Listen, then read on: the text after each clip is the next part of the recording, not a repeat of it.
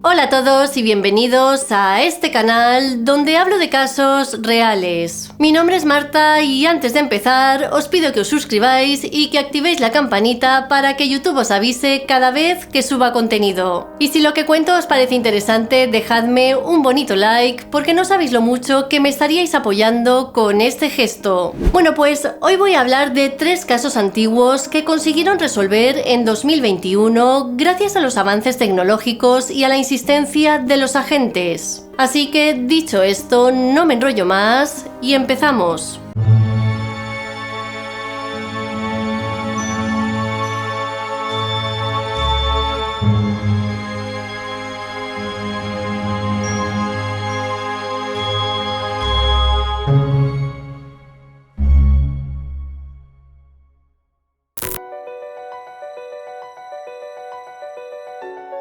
En 1974, Lori Neeson, de 15 años, vivía con su madre y su hermana de 13 en Columbus, Ohio. La adolescente era una estudiante con honores de la escuela secundaria Eastmoor. La noche del 27 de septiembre acudió al partido de fútbol americano que se jugaba en dicha escuela. Después se unió a sus compañeros de clase en varias fiestas y fue vista por última vez saliendo de una de ellas a eso de las 12:30 de la noche. Pero lamentablemente Lori nunca llegó a casa. Su madre llamó a la policía e inmediatamente comenzaron a buscarla. La mañana del 28 de septiembre, su cuerpo fue encontrado en una carretera de Reynoldsburg, a tan solo 16 minutos en coche de Columbus. Su atacante la dejó desnuda en una zanja y a lo largo de la carretera estaba su ropa esparcida. Lo extraño fue que en un primer momento la muerte de Lori no se clasificó como un homicidio. El forense directamente lo describió como una muerte por asfixia de origen indeterminado. Con la falta de pruebas y con las pocas capacidades que había en ese momento con los test de ADN, el caso se enfrió y permaneció así durante décadas. A lo largo de los años, revisaron el caso de Lori 2 veces, una en 1998 y otra en 2007, pero sin éxito. Afortunadamente, en 2019, el caso se reabrió gracias a Craig Bradford, un oficial de Reynoldsburg. Basándose en una corazonada, le pidió a la oficina del forense que revisara el caso, ya que en los archivos encontró varias inconsistencias que sugerían que la muerte de Lori se había debido a un juego sucio. En septiembre de 2020, Bradford consiguió que la muerte de Lori Neeson fuera declarada oficialmente como un homicidio. Por su parte, la familia de la chica siempre mantuvo que alguien había acabado con su vida. Toni, la hermana, declaró lo siguiente: "Alguien sabe algo. Una niña de poco peso y 15 años no se acuesta desnuda al costado de la carretera y muere sola". Cuando la muerte de Lori fue declarada como homicidio, el sargento de policía Jim Coslow recibió una llamada de teléfono que cambiaría el rumbo de la investigación. Al otro lado se encontraba la prima de Karen Adams, una joven cuyo destino fue similar al de Lori. El 9 de marzo de 1975, alguien quitó la vida a Karen Adams, de 17 años. Esto sucedió tan solo 6 meses después de la muerte de Lori. La joven desapareció mientras iba caminando hacia la casa de una amiga. Al día siguiente, su cuerpo fue descubierto en una zanja de Black Creek, Ohio, a menos de 4 millas de Reynoldsburg. Al igual que sucedió con Lori, el caso de Karen quedó sin resolver durante décadas. El sargento Coslow contactó con el investigador que ayudó a resolver el caso de Karen en 2011. Este hombre utilizó tecnología forense avanzada con el ADN que hallaron en el cuerpo de la chica, lo que le llevó a identificar a 2 culpables, Robert Meyer y Charles Weaver. Según los registros, estos 2 individuos se conocieron en prisión en la década de los 60. Tras su liberación en 1973, se fueron a vivir juntos a Ohio, donde comenzaron a secuestrar y abusar de niñas y mujeres. En el 77, Meyer y Weaver fueron condenados por atacar a una mujer. Meyer pasó 25 años entre rejas y fue liberado en 2001. Por el contrario, Weaver falleció en prisión en 1992. Cuando les identificaron, Robert Meyer, que en ese momento tenía 70 años, fue arrestado. Este hombre al principio contó que nunca había visto a Karen y que no sabía por qué se encontró su ADN en el cuerpo, pero después terminó declarándose culpable. Debido a esto, fue condenado a 15 años de prisión y allí falleció a los 3 años. En la corte, el hermano de Karen se enfrentó al hombre que le había quitado la vida a su hermana. Te saliste con la tuya y ahí te sientas. Espero que te pudras en el infierno. Volviendo al caso de Lori, en marzo de 2021, los investigadores anunciaron su resolución. Basándose en el caso de Karen, pusieron el foco en Meyer y Weaver. La policía analizó de manera exhaustiva la ropa de Lori, donde hallaron varias muestras que fueron comparadas con las de Weaver. Con Meyer lo tenían más complicado porque llevaba mucho tiempo fallecido. Para ello, le pidieron a su hijo que colaborase aportando su propio ADN. Los análisis certificaron que las muestras encontradas en la ropa del adolescente coincidían con las de los dos hombres. La policía de Reynoldsburg pidió a otras agencias policiales de Ohio que revisaran los casos sin resolver de 1974 a 1977. Tal vez Meyer y Weaver eran los culpables. En 1995, Mary Catherine Edwards era una maestra de 31 años que impartía clases en Beaumont, una ciudad de Texas donde además residía. Por aquel entonces, su hermana gemela también era profesora en el mismo colegio. A sus nuevos alumnos siempre les decía entre risas lo mismo: si ves a otra mía caminando por algún lado y no os habla, no os enfadéis. Probablemente sea mi hermana. Mary tenía un gran círculo de amigos, una familia muy unida y acababa de mudarse sola a su nueva casa. Sus compañeros cuentan que era una maestra muy entregada y que normalmente se quedaba hasta tarde en el colegio para preparar las clases del día siguiente. El 13 de enero a eso de las 5 de la tarde, Mary fue vista saliendo de la escuela. Según los informes, la mujer se fue a su casa, paseó a su perro como de costumbre y se sirvió una copa de vino antes de llamar por teléfono a su novio. Al día siguiente, sábado, Mary ya no respondía a las llamadas. Por este motivo, sus padres se acercaron hasta la casa para ver si estaba bien. Al subir las escaleras, su padre se encontró con una escena terrible, y es que en el baño estaba el cuerpo sin vida de su hija. La mujer tenía la cabeza metida en la bañera llena de agua, las piernas en el suelo y las manos atadas a la espalda. Al llegar al lugar, los agentes observaron que la cortina de la ducha había sido arrancada de su amarre, al igual que la ropa de cama de su dormitorio.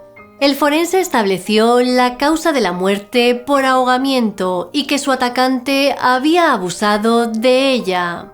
También encontró varias heridas que indicaban que se había producido una lucha violenta. Es verdad que encontraron ADN en el cuerpo y en la casa, pero en 1995 este tipo de técnicas no estaban muy avanzadas, así que no sirvió de mucho. Aún así guardaron todas las muestras por si podían utilizarlas en el futuro. Los detectives recurrieron a lo que entonces eran métodos de investigación más tradicionales, incluido el análisis de la vida de la víctima y de aquellos con quienes la compartió. Ahí descubrieron que Mary tenía un pasado impecable y que sus días giraban principalmente en torno a la iglesia, el gimnasio y sus alumnos de segundo grado. De hecho, estos recuerdan que Mary les quería y que se sentían cómodos y seguros con ella. A pesar de la amplia evidencia que quedó en la escena y en el cuerpo de la víctima, el caso de Mary Edwards se enfrió hasta el año 2000. A mediados de ese año, el perfil genético de la persona que atacó a Mary fue introducido en las bases de datos de ADN, incluido el sistema de índice de ADN combinado del FBI o CODIS. Aún así, no obtuvieron ninguna coincidencia. 8 años después, Bob Wortham asumió el cargo de fiscal del distrito del condado de Jefferson. En ese momento, el caso sin resolver de Mary se convirtió en una de sus prioridades. El primer día que presté juramento como fiscal del distrito, llamé a James, el jefe de policía de Beaumont.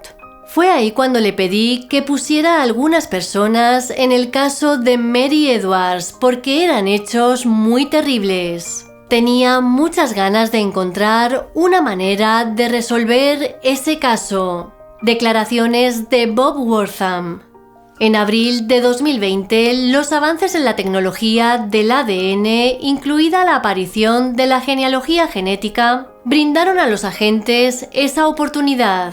Esto les llevó hasta un laboratorio forense especializado en pruebas de ADN para las agencias policiales. Aunque la muestra que tenían estaba bastante degradada, los científicos forenses pudieron extraer una pequeña muestra del culpable que aún estaba almacenada. Luego, los investigadores de casos abiertos ingresaron el perfil del sospechoso en una base de datos de genealogía pública. Hay que decir que para los investigadores esto se ha convertido en una herramienta importante en los últimos años.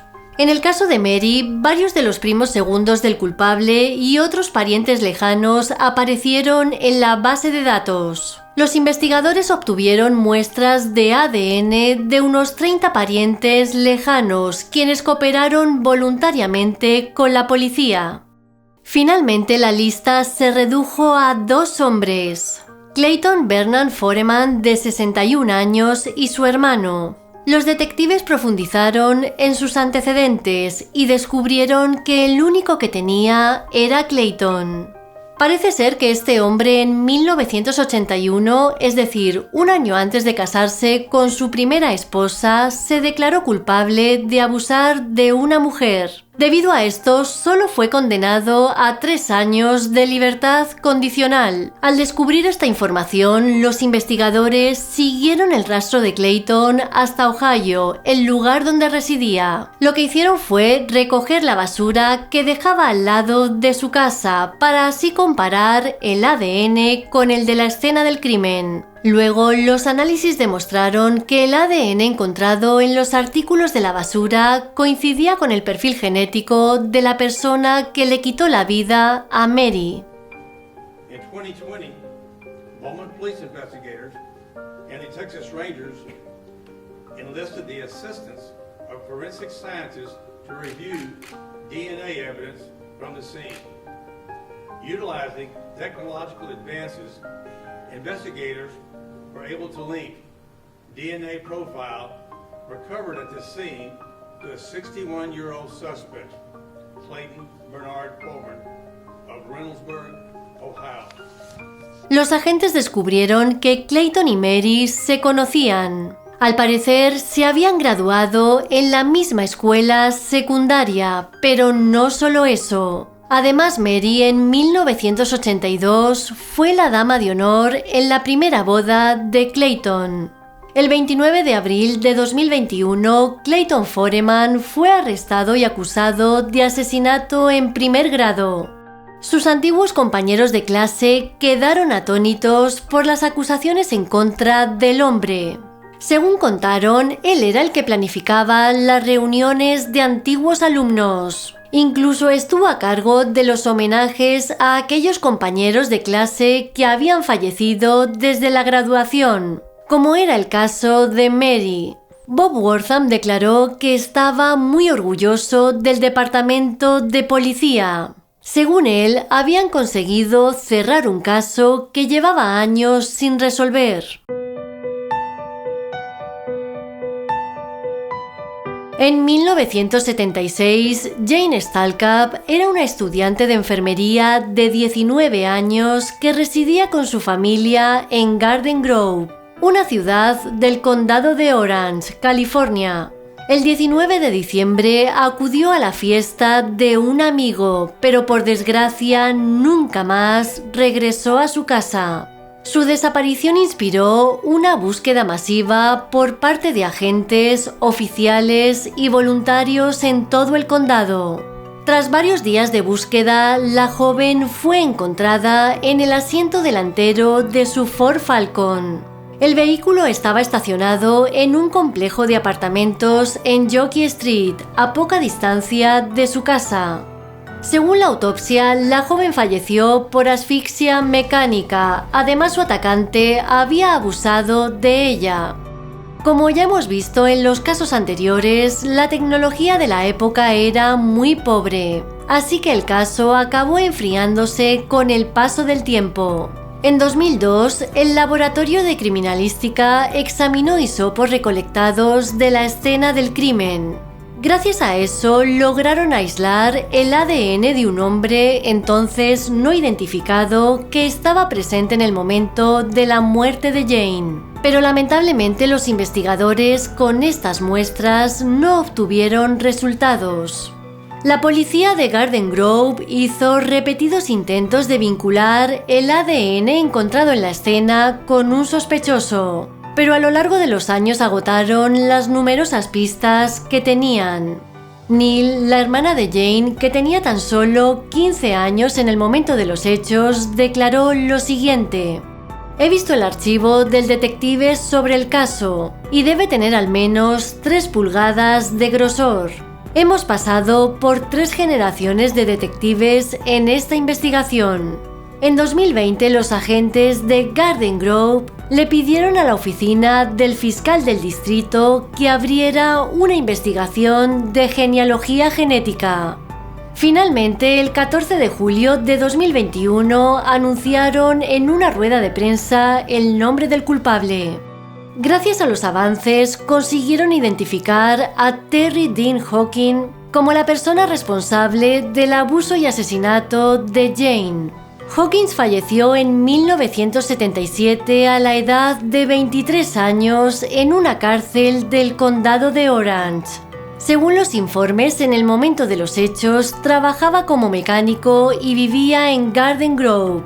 El hombre además tenía antecedentes de tráfico de sustancias, armas y exhibición indecente.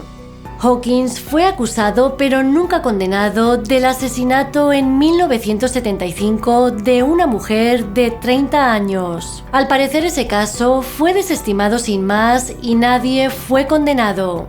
El 4 de julio de 1977, es decir, 7 meses después de la muerte de Jane, este sujeto fue arrestado por alteración del orden público. Al día siguiente murió en su celda por una sobredosis.